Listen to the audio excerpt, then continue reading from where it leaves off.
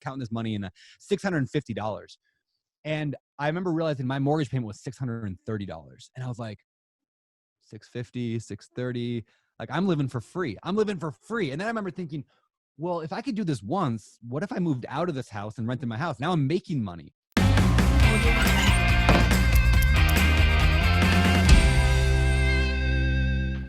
Hello, everybody. It's Jake Senziano, host of Wheelbarrow Profits Podcast, here with my co-host, the multifamily mentor, the coach, chef, father, six, the best-selling author, the G-Daddy, Gino Barbo. Gino, how's it going? Mr. Stenziano, I'm doing very good today. How are you, bro?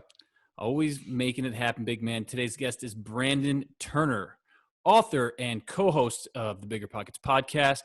Brandon is an active real estate investor and has written 6 real estate books. His latest book recently won the Independent Press Award. Brandon achieved financial independence at age 27 and currently resides in Maui with his family. So without further ado, Brandon, welcome to the show. Thanks. Did I really win an award? Hey, that's what Jen put in there, and I read it. So it's kind of like Ron Burgundy here. You know, he reads whatever's put up on the teleprompter, and we let it fly, baby. No, really, did you? Is that true? I must have won an award. I don't know. I hear. Do you really not know this? Or are you messing with me right now? No, I really didn't know this. This is good. This is why we have the best people working here at Jake and Gino. They come up with shit that people don't even know about. You're winning awards and you don't even know about it. It's baby. Education times action equals results. We're just giving the education. It's up to everyone to take the action, right, friend? There you go. Shout out Jen Yu on that one. Well done. So, all right. Yeah. You know, thank you for having me here. I'm pumped. I love you guys. So this is gonna be fun. Oh, we're bringing it, man. We're bringing it. So I want to know from you, like, you've been with BiggerPockets for quite a while. How has that helped your real estate investing? Oh man. So in real estate, you guys know this, right? So like, if you want to, like, whether it's raising money, finding partners, finding talent, like, you know, team members, whatever, like, so much of that comes down to trust. Like, people have to trust and like you. And then that you have to have awareness for whatever you're doing. BiggerPockets, or just any social media in general, like social media or podcasting, blogging, all that stuff. I mean, you guys are doing this as well. Like, just creates trust and likability and awareness on a scale unlike anything else. And so, yeah, being part of BiggerPockets just gives me that ability to, like, people know who I am, and they if I'm looking for and like to hire a new employee, I can put it out on my Instagram or on the podcast. And yeah, like I'm such a big believer in, like, making yourself into a brand of some kind, which you guys have just excelled at, like, because then it just benefits your business in so many ways. So yeah, it's been remarkable. So it's access. Yeah. Yeah. In a huge way. And like, cause normally, like, in the old world, right? Like, you go meet one-on-one with an investor, you go meet one-on-one with people, you put out an application on Craigslist or whatever, like anything you do, and it's not scalable. So by building yourself into a brand and using the internet correctly, like, there's so many opportunities for scalable reach and access, where people, I mean, how many times have people said to you guys, like, I feel like I know you, I listen to your podcast, I feel like I know you guys, I see you online, I feel like I know you, because that's what the internet does. It's the most common reaction at our live events. Oh, we listen to you, I feel like I know you, man. It's exactly, like, dude, sweet. That's awesome. It's great, right? Podcasting is so good, and all this stuff is just, yeah. So Brandon, that personal brand. What have you learned from building a business through BiggerPockets? Because you're talking about scaling, you're talking about putting in systems, and what has that taught you? And how does that actually work into, investing in multifamily, which is the ultimate business? Yeah. Oh man, such a good question. I'm going to go with this one. So Josh Dorkin started BiggerPockets back, 2003, a long time ago, right? Yeah. Way a long time ago. And then I came on later on. A lot of people think I started BP. I didn't. Like, this was Josh's baby. He built it in his basement, sitting in his boxer shorts for 5-10 years before I came around. That's why BiggerPockets is successful. So here's the lesson learned, is that if you're not willing to, like, work, like Josh worked for a decade or whatever at trying to build something, making almost no money, and having everyone tell him he was stupid about it or shouldn't do it. Like, you're not going to make anything. Like, yeah, a lot of VCs were telling him he was stupid and that this will never gain traction. If you're not willing to put in just years potentially of hard work and effort, then you don't probably have what it takes to be an entrepreneur, because most entrepreneurial ventures don't succeed the first year. And the same is true for multifamily. So if there's one thing I've learned from BiggerPockets, especially from Josh, it's that, like, you got to put in the time, and it's a lot of time. Like, it's not like you work for 6 months, you're like, all right, now I'm rich. Like, now I made it. Like, you got to put in years and years and years. Now, sometimes you make a lot of money in that time, and sometimes you don't make any. But that's been huge, is seeing Josh, like, work through that. And that has just a big impact on me. It's like anytime I'm doing anything and I'm like, well, I've been working at this thing for 6 months now. Like right now, it's like, it's been a whole 2 months since we got a month since we got a mobile home park under contract. Oh, this is getting tiring. Like just patience is so vital. So yeah, that's been a huge one. And then watching the transition from, I'll give you the second one, is watching the transition from small, like Josh alone, and then me and Josh alone for years, to how do you have a team? What does that transition look like? And a lot of that is like, you guys have read the book Traction. Have you guys read Traction? Mm-hmm. Like it's even sitting on my desk like right now because I'm reviewing it. But like it's that model of moving from like we just do everything and everything can be done however you want to having systems and processes and people and mission statements and all that crap that goes into running a business. I watched BiggerPockets go through that and was a part of that. So now I'm doing the same thing in my own life. I'm just applying the exact same principles to my multifamily real estate investing, which has been awesome to see the growth because I've been putting the right systems, processes, and people in place. So you may not be able to answer this. This is probably a Josh question, but this will probably translate to you also.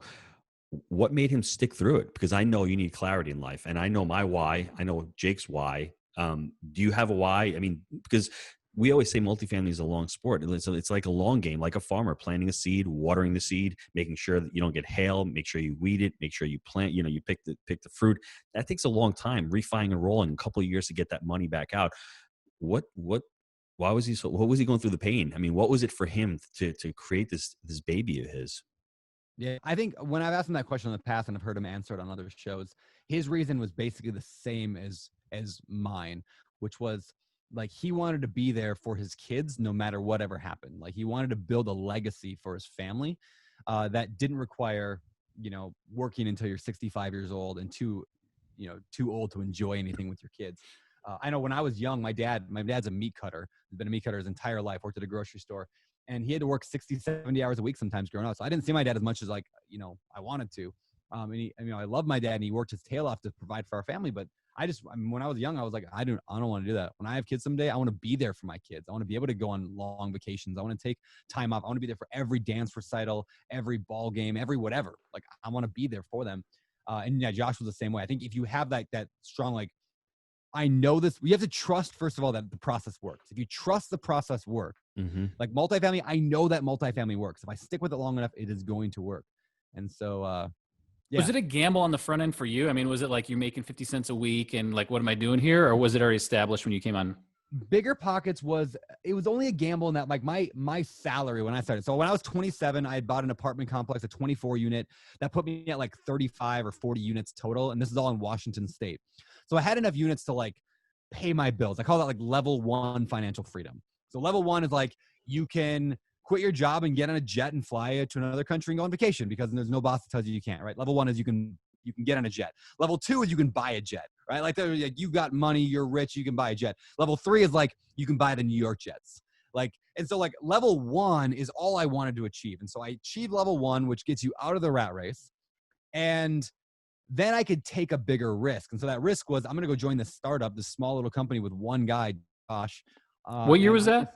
What was that? What year was that? Let's see. That would have been 7 or 8 years ago now. So it was 2012, 2013, somewhere in there. Were you the first employee or no? Yeah, I was the very first person Nice. on at BiggerPockets. Yeah, he had a developer that he was like on a contract basis at that point that was working on stuff. But yeah, I was the first, and I was actually hired. I was just like a 1099. Like he offered to pay me a little bit to help me edit blog posts. That was all I was going to do. Then he found out very quickly that I didn't know how to edit blog posts. And so we had to find new roles for me. You almost got fired. It was like, you don't know how to spell or talk good. I'm like, yeah, I don't really know how to spell or talk good. And so neither do we. A podcast. And so we started a podcast. But yeah, man, having that it's intuition. He knew how to pivot, Gino. That's an entrepreneur right there. He's like, this dude is not in the right seat, but we can find something for him, right? Huh? One of the best pieces of advice I ever heard, I wish I knew where it came from because I don't remember. It was a podcast I heard years ago. And it was somebody saying that they interviewed a billionaire.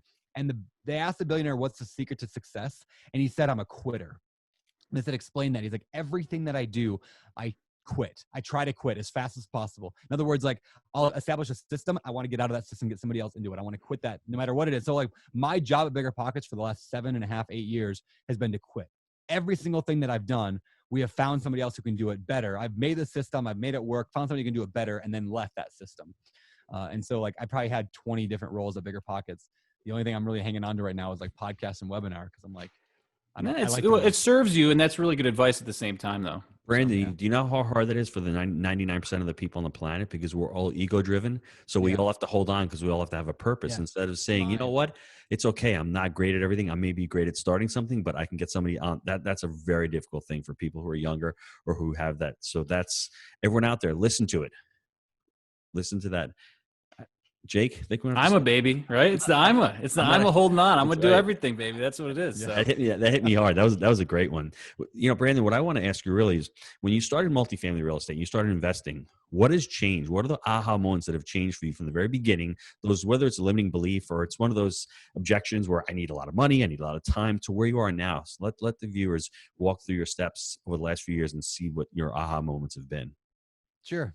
Yeah. I'll tell you a couple interesting quick stories. So first one I'd say is, I remember the first aha moment I had about multifamily was, I remember standing in the driveway and I'm like taking cash from this guy who's like 20. We're both looking like we're like 20-year-old punks, right? I'm in this driveway. All the neighbors are probably thinking I'm dealing drugs, because I'm like taking this wad of cash, I shove it in my pocket, I walk back to my house. And what I was doing was I was taking my first rent ever from my duplex. I lived in half of it. I was house hacking. I lived in half, rented the other half out. And I remember walking back holding that money, or, I shove it in my pocket, but I get back to my house and I count it. I don't want to count it in front of them. I'm counting this money in $650. And I remember realizing my mortgage payment was $630. And I was like, $650, $630, like I'm living for free. And then I remember thinking, well, if I could do this once, what if I moved out of this house and rented my house? Now I'm making money. And then what if I could do this with a duplex? Couldn't I do this with a 4-unit and an 8-unit? It's like one thing to read that in a book that multifamily works. It's another thing to go like, this just worked. Like I just made money. So that was a huge like aha moment, was like, this actually works and I can make this happen. I don't recommend taking cash from your deadbeat tenant who gets hauled off to jail the next month. Did it smell like cigarettes? Yeah. Oh yeah. I remember that picture I sent you, Gino, on our first apartment deal. It was the same shit. We had no idea what we were doing. Yep. It was 25 units, our first deal. And I just spread the cash across the table and it reeked like cigs. Yeah. And I remember I had like this slider phone and I took a picture and sent it to Gino. It was like this aha moment, because I was, I grew up in a small town and I was like, oh man, I can't be a business owner. So that was my limiting belief. I got to go work for somebody. And the fucking, the fire was lit at that point. I'm like, holy shit, we can do this. I just always remember that. Gino probably thought, oh shit, this kid's got all this cash across the dresser. He's going to go fucking balling with it. Well, for me was the aha moment for me was that we weren't these big entrepreneurs, right? And the second thing was Jake was a W-2 guy. He was a pharmaceutical rep and he was never there. And it's one thing when somebody gives you money and they're paying you, as opposed to waiting for the man to get paid. And collecting someone else's, right? Yeah. Once you get that shift, it's like, wow, this is real. I can actually do this. And thanks for sharing that story. That's a great story for everyone out there. Proof of concept, everyone. That's what Brandon said. There's 2 things that I take from that story. Think big, start small. Yeah. Not a bad thing to start with a duplex or a triplex or a 100-unit. Wherever you start. But think big, start small, and prove it to yourself. Because once you prove it to yourself, no one can take that away. You just shattered the limiting belief of the 4-minute mile. You have no more limiting beliefs, because once you create that and crush that limiting belief, it's not there anymore. So give me a couple more aha moments. I'm sure you've had tons of them. Sure. Yeah. So I went, before I give you the next story, I'll tell you this. There was a study done at Harvard. I think it was Harvard Business Review, put it out a few years ago in this article. But this basically the best way to continue moving forward on something is to facilitate small wins. So that it's better than taking down a big win. It's more important for continuing something to take on a lot of small wins. So this is just like psychology and how our minds are wired, is we want to get a lot of small wins. So those small multifamily properties are fairly easy to take down. They're like, if you're out hunting, they're like the rabbits that are everywhere, and you can do them. They don't make a ton of money. You're not going to get rich off the rabbits, or get fat off the rabbits, but they're good to get that momentum going. Same thing with like when Josh was doing BiggerPockets, or when I was doing my first stuff. Like, it's good to get those little deals, like that 25 unit you guys bought. Like, that was good momentum. That didn't make you rich, like that one deal, but that one deal made you rich. In other words, like that one deal, if you wouldn't have done that first deal, you would have never got to where you are today. But you have to start there. And this is something I teach at BiggerPockets a lot, and it's something that this is like the aha moment that when I look back in my life, realize what I had done, and I kind of put it into a framework that I can understand. A lot of people get scared about multifamily when they think 500 units or 100 units, 50 units, right?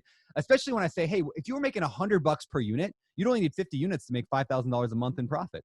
Like that, if you were making $100 per unit per month after all expenses, let's just for easy math, right? Mm-hmm. And people are like, well, 50, I can't even buy one property. Like that's so hard. How would I buy 50? And so I explained this concept called the stack. And the stack is like this.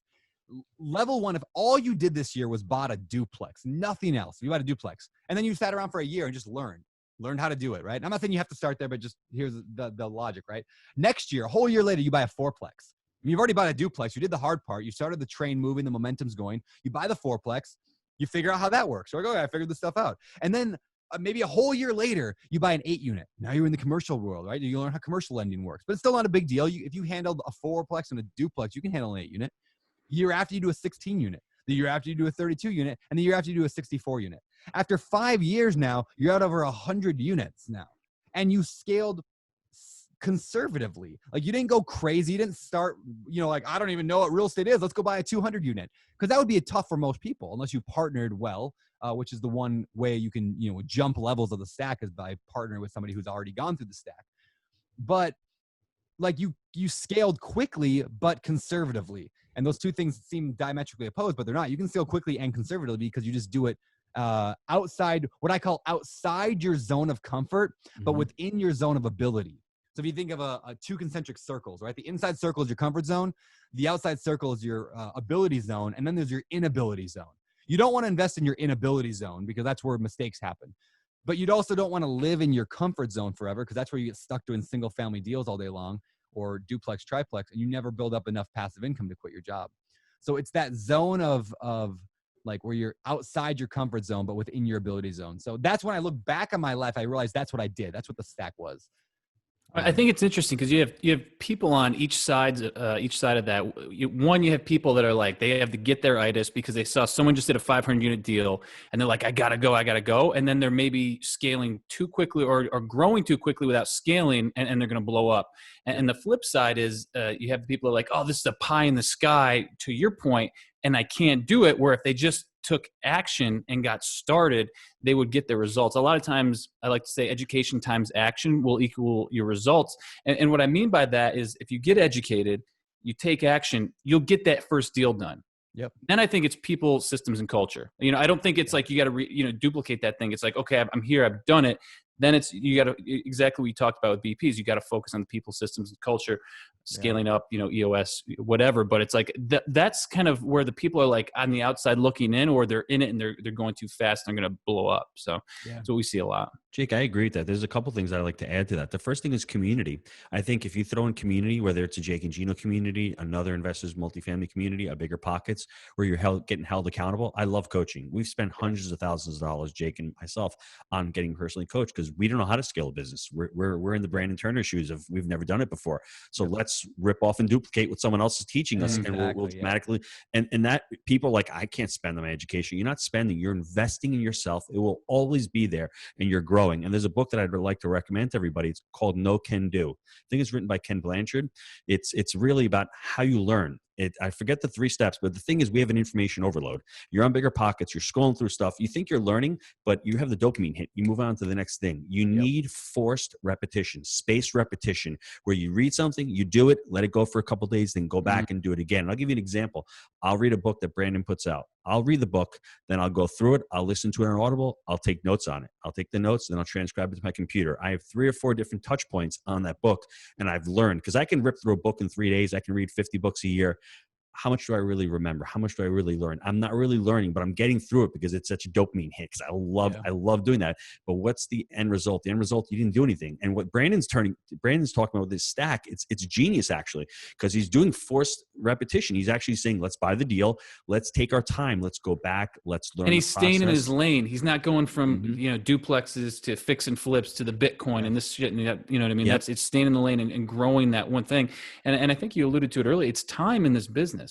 The longer you just plant and let these things grow, you start to see, we were talking about earlier today, those margins start to, widen over time as well. So it's really having the long view in multifamily and not getting too eager. Oh, rents are up, let's sell this thing or, whatever. I think, refi baby, hold it and just let it keep growing. So Yeah, that's a really good point. So, Brandon, you've talked about a little bit about it, but how can people really get started? Let's say they've got their why, and let's say their thing isn't they want to be level one. I like level one. I'm between level 2 and 3. I'm at level 2. I don't think I need to buy the jets. I don't think that's my purpose, but I like to make as much as possible to give it away and to say, hey, friends, come on down for vacation. Vacation's paid, out to dinner, whatever that thing is. So how do I get started? How do I even get my mind wrapped around even getting to level 1? Because I'm a pharmaceutical rep who's going around with a boss. I want to fire her at Taco Bell. It's going to happen. I'm going to make that happen. But how do I do that? I mean, I'm not sure how to do that. Where should they start? that was my story. I know. I like your story. Yeah, I like to compare. I like to compare this to fitness. Like, guys that are like, you go to the gym or people, your friends and family, like who actually lose a lot of weight and then keep it off. What are those people doing that's different from the 90% of Americans who try to lose weight and then give up, right? So a few things that they do. Number one, they surround themselves with other fitness freaks, right? Like, to use that in a positive term, because I consider myself kind of a fitness, freak. Like, most of their friends and family, or at least friends and the people they associate with, are also in shape. Same thing applies to real estate. That's a good place to start. Surround yourself with them. You'll naturally become more like them.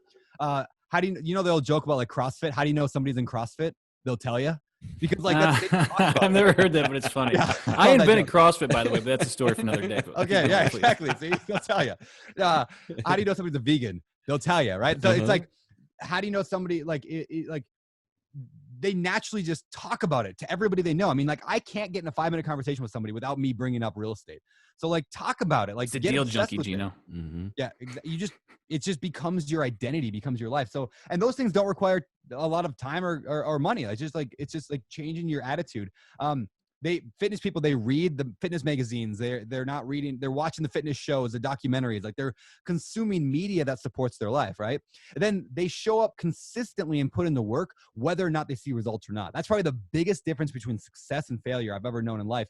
Is successful people, whether in fitness or in real estate, they put in the work on a day-to-day basis without seeing results. Josh, with BiggerPockets, put in day-to-day for years without seeing results. You know how hard that is? That's so hard to do, though. It's so painful. hard. I did it with Jake and Gino for years, and I was at a level 1. So between levels 0.5 and level 1, I didn't need the money, but I did at the same time. And that's one of the hardest things for people to do. That's why the vision and the why has got to be really strong for you to do. It was 3 years for us. 2011, we made zero. 2012, we made zero. 2013, we made a couple $1,000. Yeah. That's 3 years of shit results in real estate investing. Yeah. Yep.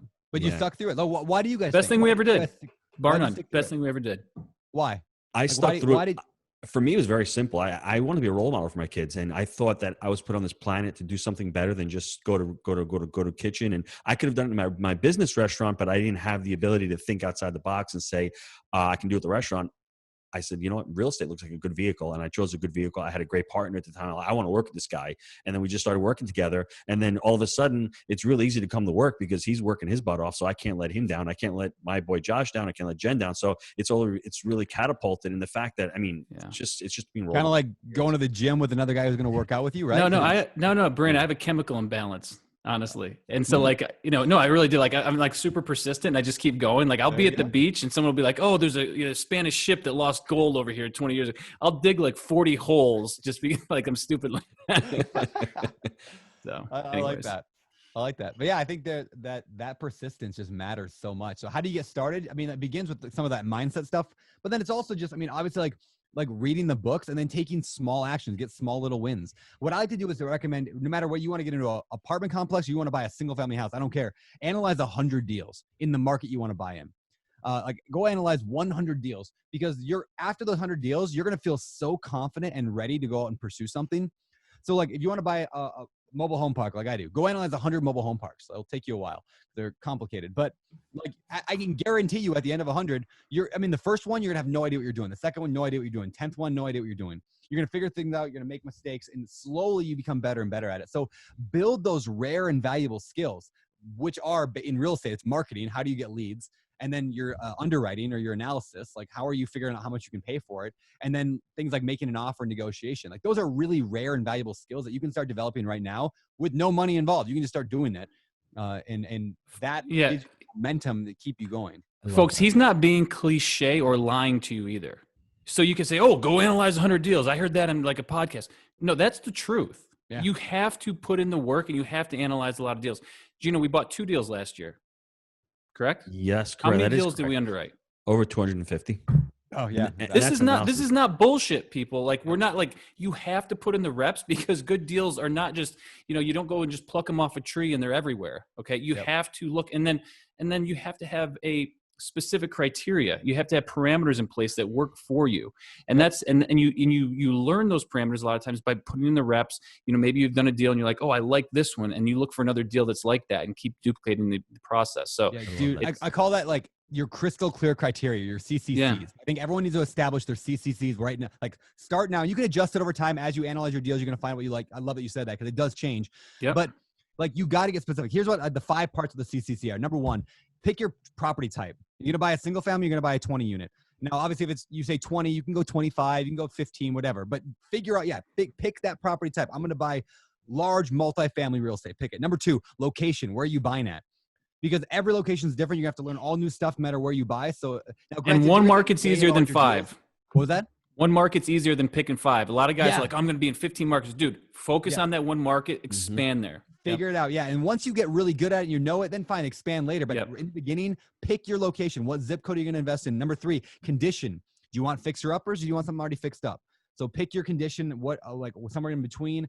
Like, I get real clear on that. Number 4, price range. Like, what are you going to buy? Are you trying to buy $1 million property, or are you trying to buy a $100,000 property or a $10 million property, right? And then number 5 is profitability. What makes it a good deal? Decide right now, get very clear on what defines a good deal for you. Is it a 15% IRR? For you, and for your, if you have investors, if you're a multifamily, for your investors. Like, what defines a good deal? Because if you don't know what a good deal looks like, then how are you going to know, like, what are you analyzing for? Like, that you have. If I come to you and go, Brandon, is this a good deal? You should tell me to F off. I don't know. Is it a good deal for you? Like that. Exactly, that's the hard thing. Yeah. Yep. What does a good deal look like for you? Well, I don't know. Yeah. Well, figure that out. Get those 5 things: property type, location, condition, price range, and profitability down. And now you can become an expert. Now you can be like, okay, well, I know that I'm trying to buy duplexes in Cincinnati that are fixer uppers under $200,000, and I want to make at least $200 per unit. So I'm going to make $400 in cash flow. Now that's some clarity, right? Like, now that's like showing up to the gym and having an exact outline of what you're going to work out that day. And you can go and do exactly those moves and get the exact muscles you want to get, because now you got crystal clear. I love that PPU criteria. So, yeah. I love that. So I know Brandon's probably read the book Atomic Habits by James Clear, because he's mentioned everything in there. So really fall in love with the process. Really, goal setting is about falling in love with the process. Fall in love with your actions, not your results. That's what he's talking about with Josh. He's falling in love with the actions of getting kicked in the teeth and working hard and not worrying about he's going to build a 3 million person network in BiggerPockets. That's the goal. If you don't fall in love with underwriting 80 deals or 90 deals or 100 deals to get that one deal, it doesn't matter. You're not going to hit your goal. You need to fall in love, create a system or a process that he's talking about. And he just laid that out for you. I'm going to repeat that one more time for everybody. The property type is number 1, really important. The location, write this down, everyone, is number 2. The condition is number 3. The price range is number 4. And the profitability, the metrics. What do you want for cash on cash? What is your debt coverage ratio? What cap rates? Figure out a cap rate, an internal rate of return. And for us, we're banging out $181 profitability per door on our portfolio, which is great, because we're talking about, over 1,600 units, and that's with leverage. That's profit afterwards. And that's one of our KPIs. So we can talk about KPIs and get into that, but you want to figure out what your key performance indicators and your metrics for profitability are, and they're all different. So that is excellent advice. And then under those conditions, these are non-starters. Like, I'm not going to have this type of plumbing. I don't want flat roofs. I don't want window AC units. You chunk it down under each one. Yeah. But just to start out you're with, not wasting time looking at every other thing in the world. Like, that's what, like, people just spend way too much time looking at everything. Like, just get so narrow focused that you become like I want people to go, that's a Brandon deal. Like, if somebody finds a 100 unit or bigger mobile home park that is mostly tenant owned homes, tenants own them, and it has city sewer and water, I want them to go, that's a Brandon deal. Because, like, that's what Brandon talks about all the time, because he's very clear. Like, I'm very clear on what I want. So other people now, there's a couple benefits to this. I was writing this the other day in the book that I'm not coming out with for another year, but all these benefits of having clarity, that's a couple big ones. Is one, other people then can go start looking for stuff for you because they know what you want. It's like, imagine somebody comes to you and says, I want a job. You're like, okay, well, what, I'm looking for a job. Okay, well, what do you want? Oh, I don't know anything. Like, you're going to be like, okay, good for you. Just turn around and run. Hey, I'm looking for a pharmaceutical rep job somewhere in the DC area. Do you know anybody that you can connect me with? I'd be like, yeah, actually, I got a buddy in DC who works at a hospital. I bet you should talk to him, right? Clarity makes other people want to help you out. But secondly, it also attracts people to you. I mean, like by having that vision and having that clarity and like, this is what we buy, people are attracted to you because you've got movement, you've got clarity. People are like, that guy knows what he's doing, follow him. You know, when this COVID mess came down a couple months ago, like when it first started coming down, like none of us knew what was going to happen with rents or where things were going to go. And it was like kind of a tumultuous time and whether times we're going to pay rent. So I was like, you know what, I'm just going to be a leader in this. So I like made a video on YouTube and it was like, here's my 5-step process that we're going to handle missed rent if it comes in.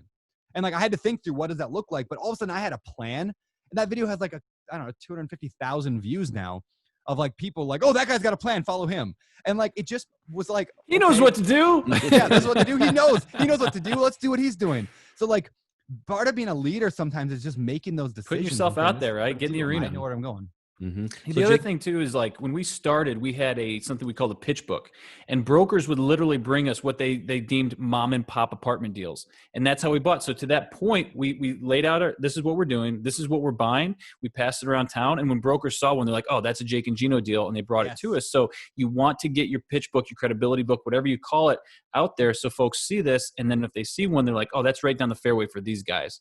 It's gonna help. I love that. Before we get to the short answer questions, what is your best tip for real estate investing? Best tip for real estate investing.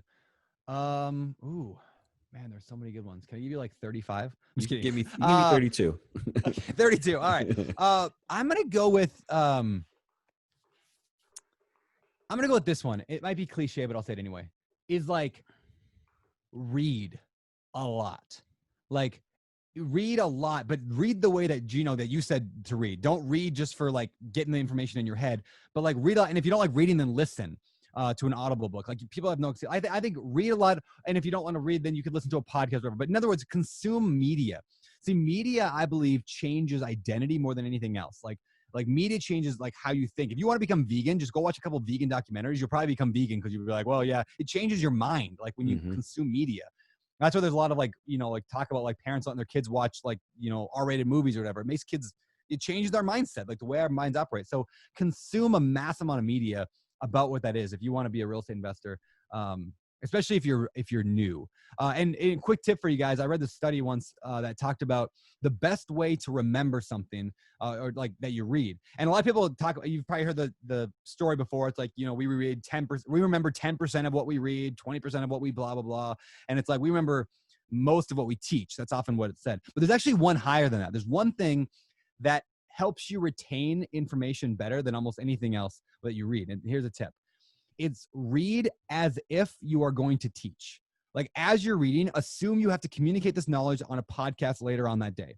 And if you have that mindset, like the study that was done, that was the number one best way to retain information, was to assume that later on you're going to have to teach it, which is one of the reasons I think that I read a lot and I remember almost everything I read, because I just subconsciously believe every single thing I read, I'm going to have to tell somebody later on a podcast or on a webinar or on a interview like this. I need new content, man. Yeah. So I just think read or consume media somehow. And that's going to change your identity, which then changes what you do, which then changes what you get. Love that. All right, gang, let's take a quick time out to hear from our sponsor. Is your money working as hard as you are? At RAM Partners, we partner with hardworking investors who are seeking true passive income through multifamily real estate. Partnering with RAM means transparent communication with our webinars, monthly statements, and newsletters. For more information, visit rampartners.com to register for our investor portal and to set up a call with our team.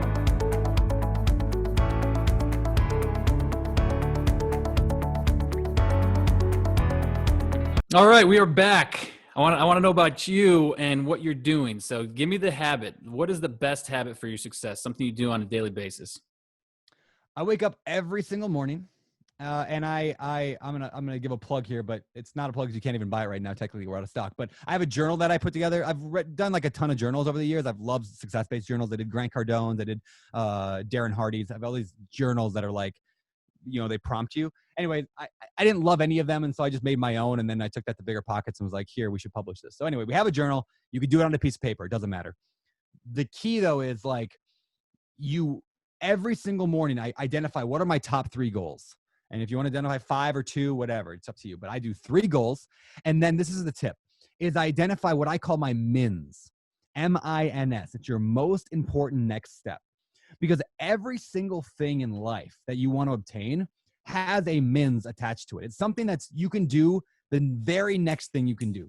So for example, I want to buy and it's not always clear, by the way, this is why this is so important to do this practice continually, every day, multiple times a day, is I want to buy a duplex. Okay, what's your MINS? I need an agent. No, that's not your MINS. What's your MINS? What's your most important next step? I need to talk to an agent on the phone. That's not, get more specific. Okay, I need to find an agent, more specific. I need to go to my Facebook page right now. I need to post on my Facebook and say, hey, everybody in, Cincinnati or wherever you live, I'm looking for a real estate agent. Can anybody give me a recommendation? Now that is a MINS. Like that is a very tactical next step. Like here's the magical thing about MINS is almost every single time your MINS is less than a 5-minute task. But the problem is people will not do that 5-minute task for weeks at a time. So you could ask the question, a similar thing. How long does it take to read a book? Like a Honeybee, right? You guys sent me that recently. Thank you, by the way. It's awesome. So like, is it The Honeybee or Honeybee? The Honeybee. Honeybee was Tom Petty. Okay. How long does it take to read? Like the average person to read that book, it'd probably take them 2 hours? I don't know. 3 hours? 3 hours, maybe. Gino, how long did it take you to read it? That's a better question. About between 2 and 3 hours. My kids, 2 and 3 weeks, but I mean that's a little different when the 13-year-old trying to push them. But yeah, this is a great. You make my exact point. I love this. It takes 2 or 3 hours to read it. So either your kids are the slowest readers on the planet, they're like one word at a time, or they take a lot of breaks between reading. And that's what I'm getting at, right? So it's not that people are slow readers. It's that you read a little bit and then you stop for a while. Then you read a little bit and you stop for a while. So there are books I've been reading for 10 years. Like either I am the slowest reader on earth because I just can't figure out what letters say, or it's because I read for a page and then I leave it for a year. I read a page. So in other words, if you want to accomplish anything amazing in life, just reduce the space, what I call dead space, reduce that space in between the action points, your MINS, right? So I'm going to go post on Facebook today about I'm looking for a real estate agent. I'm going to get answers within a few hours. Then my next MINS is I'm going to pick up the phone and call one of those agents. So I could spread that out over a 2-week period, or I could do it all within a 2-hour period. And it's the exact same action steps. The same things are happening. I just reduced the dead space in between. And the way you do that is by identifying continually every single morning, what is the most important next step I can do to move toward my goal. And if you're consistent with that, you're going to go so quickly in life. That makes sense? It. My analogy of the book makes sense. It's kind of it's all advances, right? It's reverse engineering. It's advances. I do the same shit. I just I lump all mine in Sunday morning, and then I lay out for the week time blocked, and it's love it. 100% the best thing, and if like you're saying, oh, what has made you successful? It's knowing, I call it the yellow brick road. I know exactly where I'm going. Mm-hmm. And to your point, it's great. I mean, you want a duplex, whatever the case may be, even if you get online and just start calling the available duplex in your area, building that rapport with the brokers, and then document the next step to it and do it. Do the work, It's like, I really appreciate you talking about scale earlier. We've been through EOS training. We've recently done scaling up, which was phenomenal. I actually like that one more. But what about a tip for someone starting to scale their multifamily business? Yeah. Here's a tip. First of all, like the biggest lesson I've learned in the last few years is just how important a team is. And that's like such a cliche thing that everyone says. And for years I heard people say, and I didn't get it until I brought Ryan Murdoch into my life. So Ryan Murdoch is you guys have met Ryan before. He lived in Bangor, Maine. Ryan brought me a mobile home park. Back when I was interested in it, because I had a very crystal clear criteria. I had my I didn't have location, but I had I wanted a property type. I wanted something that I could infill. I could add more units to. I had a price range. I had what makes a good deal for a mobile home park. So I had my criteria, and I had my sub criteria. I knew I wanted 50 units. I knew I wanted city sewer and water at the time. Anyway, so I made that clear. Ryan then was able to find a deal for me. He brought me a deal in his hometown.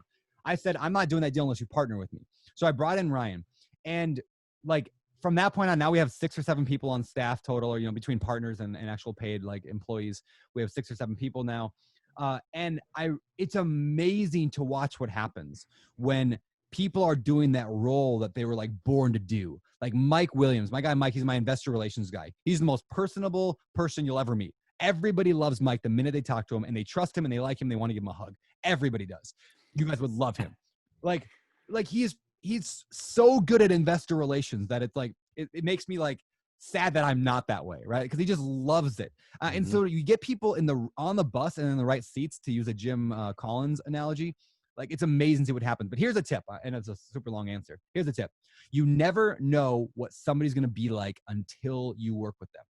Resumes are lies, like recommendations, referrals, all those things are fairly, I mean, they're not useless, but they don't tell what somebody's actually going to do unless you work with them. So what I've learned is find ways to work with people before you like fully bring them into your life, whether that's internships, whether that's JV on a particular. You got to date deal. a little bit.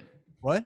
You got to date a little bit. You got to date. Yeah. And like, I've made so many mistakes in my life. One time I started a contracting company with my buddy, and I love my buddy. He's amazing.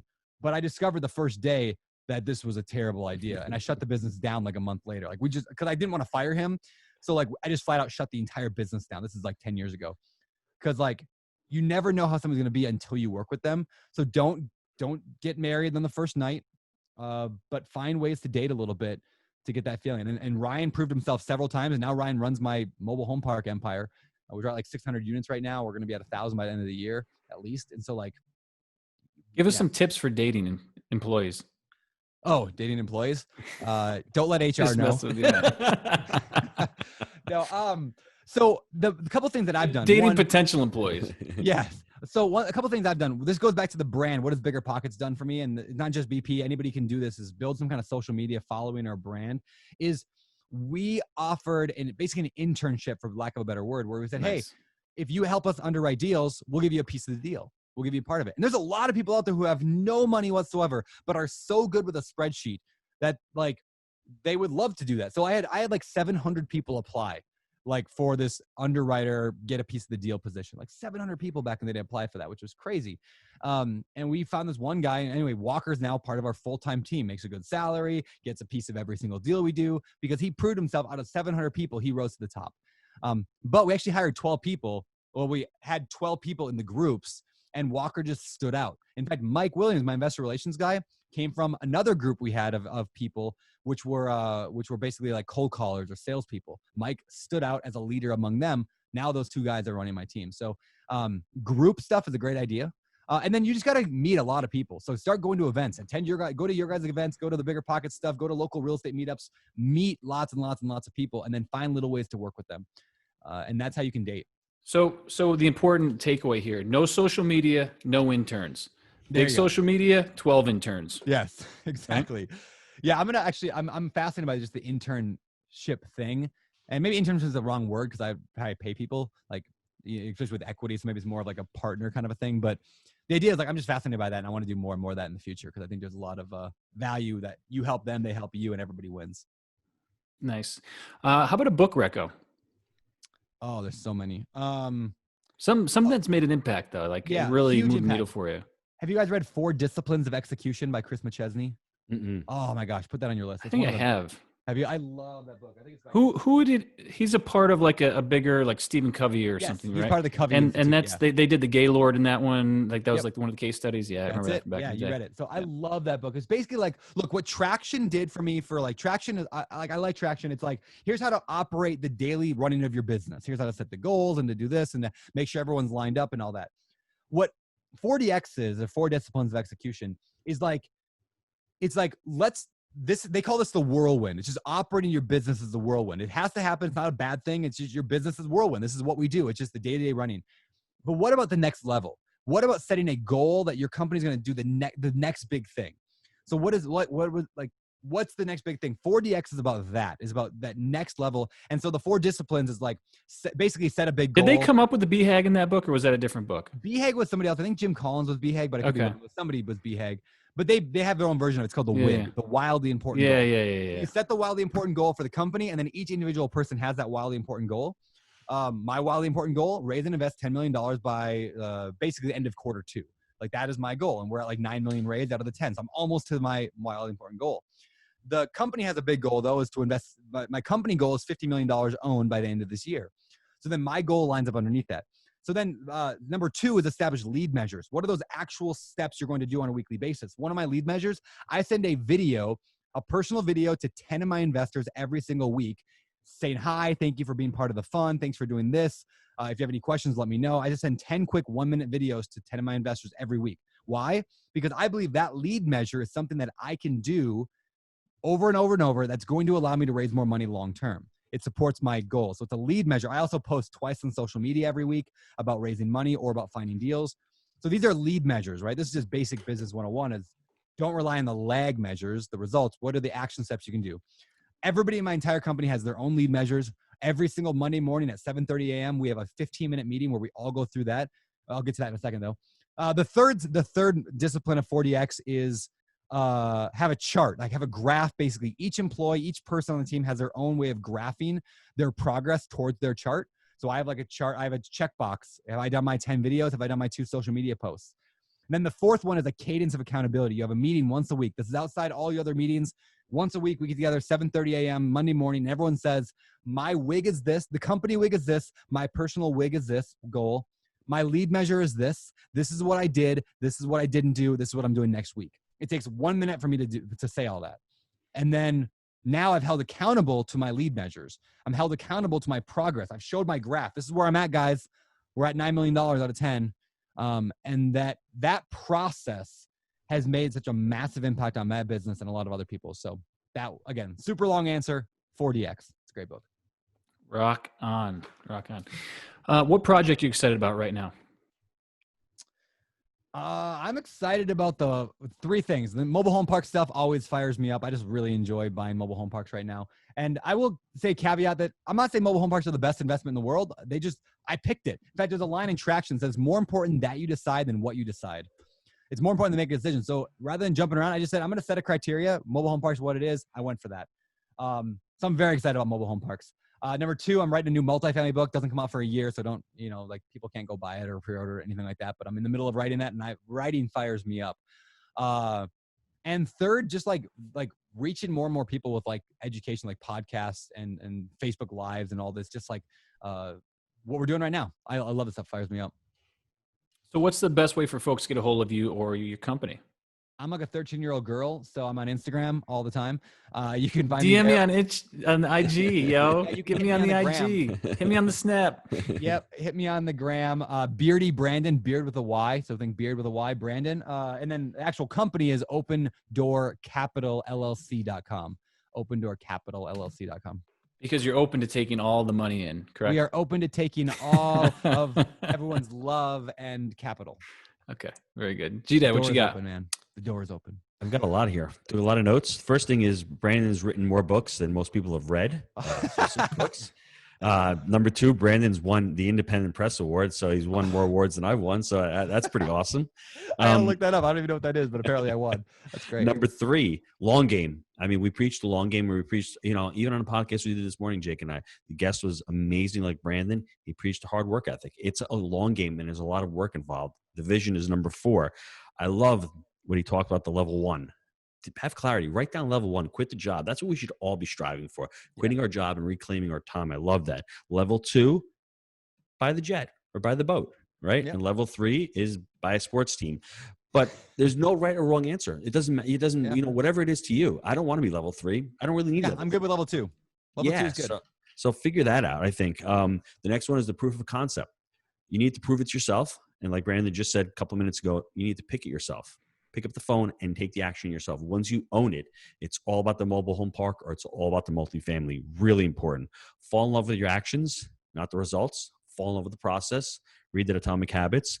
And I need to really mention those 5 steps again, everybody. The property type, number 1. The location, number 2. Everyone's got to be writing this down. Property type 1, location 2, condition 3, price range 4, profitability 5, and finally, a BHAG is a big, hairy, audacious goal. What is your BHAG, everybody out there? Write down the BHAG once this recording's over and live up to it.